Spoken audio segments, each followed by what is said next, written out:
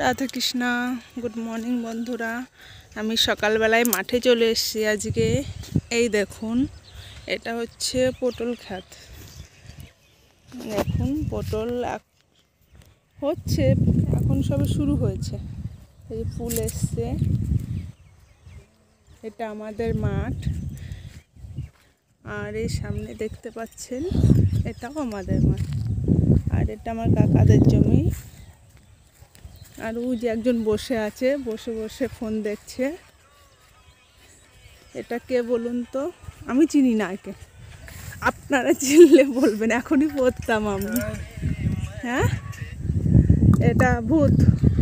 আর এই ছোট্ট একটা পুকুর তো না, ডোবা কি বলে, হ্যাঁ, খাওয়ার মতো মাছ চাষ হয় এখানে। পেঁয়াজ হয়েছে, পেঁয়াজ। আর ও যে বসে আছে আমার কাকা। এই দিকটাই চলুন, এই দিকটায় এখানে কেন্দুরি লাগিয়েছিল। কেন্দুরি গাছ মরে গেছে। এই যে আমার বাবা। বাবা কি করছো? কেন্দুরি গাছ কোবাচ্ছ? তুলে দেবে কেন্দুরি গাছ? নতুন করে হবে। আচ্ছা, নতুন করে হবে। আচ্ছা, এই গুঁড়া থেকে নতুন করে হবে এগুলো। ও, মাঠের মাঝখানে একটা পেয়ারা গাছ হয়ে আছে।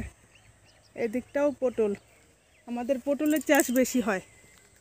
এই যে এখানে কলা গাছ, তাল গাছ, এই যে পুকুরটা।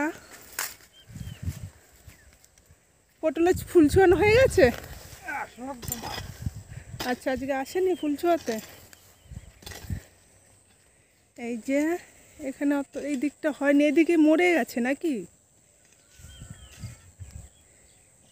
আর ওইখানে একটা আম গাছ আছে।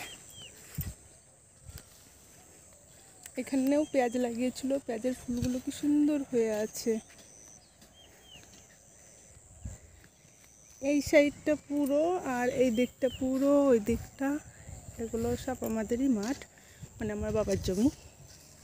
চলুন দেখাবো। কলা গাছে কলা হয়ে আছে, কাঁচা কলা। আর এদিকে পেঁপে গাছে পেঁপে হয়েছে, ছোট ছোট পেঁপে গাছে কি বড় বড় পেঁপে হয়েছে।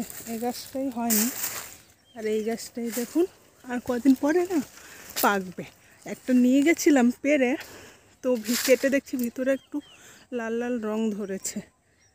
তো মাকে বলছি এগুলো আর নেবে না, কারণ আমার পাকা পেঁপে খুব ভালো লাগে। এই দেখো, এই গাছটাতেও কলা হয়েছে।